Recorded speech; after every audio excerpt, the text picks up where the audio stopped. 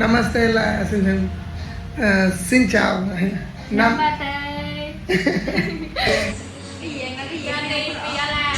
ಧನ್ಯವಾದ.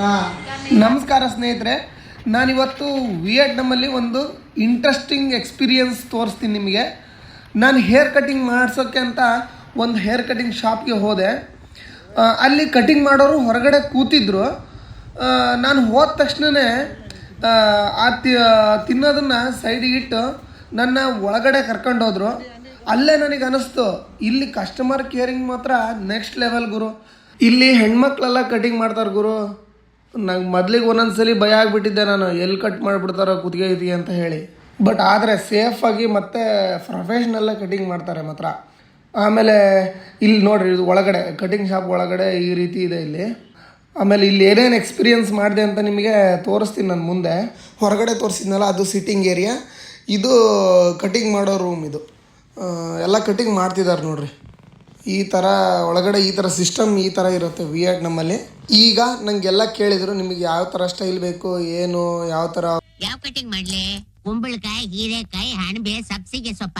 ಏನಣ್ಣ ಇದನ್ನ ಕಟಿಂಗ್ ಸೊಪ್ಪ ತರಕಾರಿ ಅಂಗಡಿನ ಫೋಟೋ ಇದ್ರೆ ತೋರಿಸಿ ಎಲ್ಲ ಹೇಳಿದರು. ಅದನ್ನೆಲ್ಲ ತೋರಿಸಾದ್ಮೇಲೆ ಕಟಿಂಗ್ ಮಾಡೋಕ್ಕೆ ಶುರು ಮಾಡಿದರು.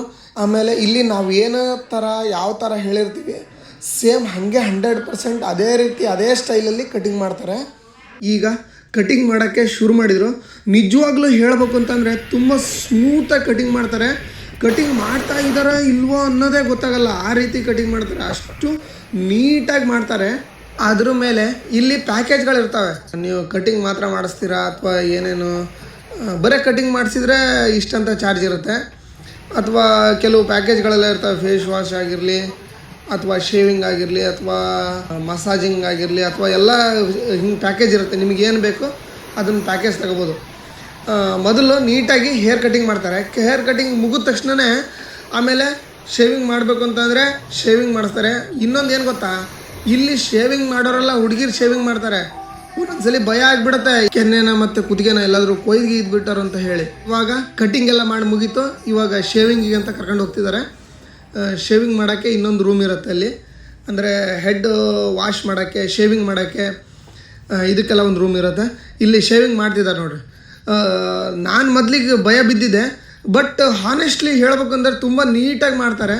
ಮತ್ತು ಅವಾಗವಾಗ ಕೇಳ್ತಿರ್ತಾರೆ, ಕಂಫರ್ಟಬಲ್ ಆಗಿರ್ತೀರಾ, ನಿಮಗೆ ಮಲಗಿರೋ ಪೋಸ್ಚರ್ ಸರಿ ಇದೆಯಾ, ಎಲ್ಲಾದರೂ ಕುತ್ತಿಗೆ ಪೇನ್ ಬರ್ತಾ ಇದೆಯಾ ಅಂತ ಹಿಂಗೆಲ್ಲ ಕೇಳ್ತಾ ನಮಗೆ ಶೇವಿಂಗ್ ಮಾಡ್ತಿರ್ತಾರೆ. ಇವಾಗ ನೋಡಿ, ಟವಲ್ ಹಾಕಿ ಹೆಡ್ ವಾಶ್ ಮಾಡೋಕ್ಕೆ ಶುರು ಮಾಡಿದರು. ಹೆಡ್ ವಾಶ್ ಎಲ್ಲ ಕ್ಲೀನಾಗಿ ಹೆಡ್ ವಾಶ್ ಮಾಡ್ತಾರೆ. ಮಾತ್ರ ಯಾವುದೇ ಕಾರಣಕ್ಕೂ ನೀವು ಹೇರ್ಸ್ ಎಲ್ಲ ತಲೆಯಲ್ಲೇ ಉಳಿದಿರೋದು ಈ ಥರ ಏನೂ ಆಗೋಲ್ಲ, ಫುಲ್ ಕ್ಲೀನಾಗಿ ಮಾಡ್ತಾರೆ. ಟವಲ್ ಹಾಕಿ ಎಲ್ಲ ತಲೆ ಒರೆಸಾದ್ಮೇಲೆ ಹೆಡ್ ಮಸಾಜ್ ಮಾಡ್ತಾರೆ. ಇಷ್ಟು ಫುಲ್ ಸರ್ವಿಸ್ಸಿಗೆ ನಾನು ಕೊಟ್ಟಿದ್ದು 80,000 VND. ಇಷ್ಟು ಸರ್ವಿಸ್ಸಿಗೆ ಮೇ ಬಿ ನಾನು ಕೊಟ್ಟಿದ್ದು ಕಡಿಮೆನೇ ಆಯಿತು ಅಂತ ಅನ್ಕೊತೀನಿ. ಅದನ್ನು ಇಂಡಿಯಾ ಕರೆನ್ಸಿಗೆ ಹೋಲಿಸಿದ್ರೆ ಒಂದು 280 ಎಷ್ಟು ಆಗುತ್ತೆ. ನಿಮಗೇನು ಅನ್ನಿಸ್ತು ಅಂತ ಹೇಳಿ ಕಮೆಂಟ್ ಮಾಡಿ.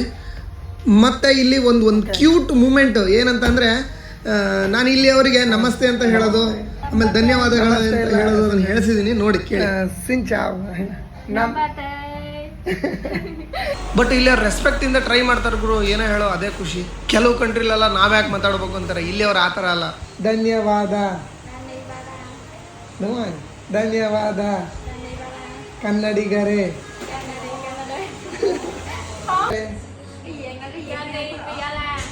ನೀನ್ ಈ ತರ ಬಿಗಿ ಅಂತ ಬಿಕ್ಕಳ್ತಾ ಇದ್ರೆ ನನಗೆ ತಿಕ್ಕಿ ಹಿಡಿಯುತ್ತೆ.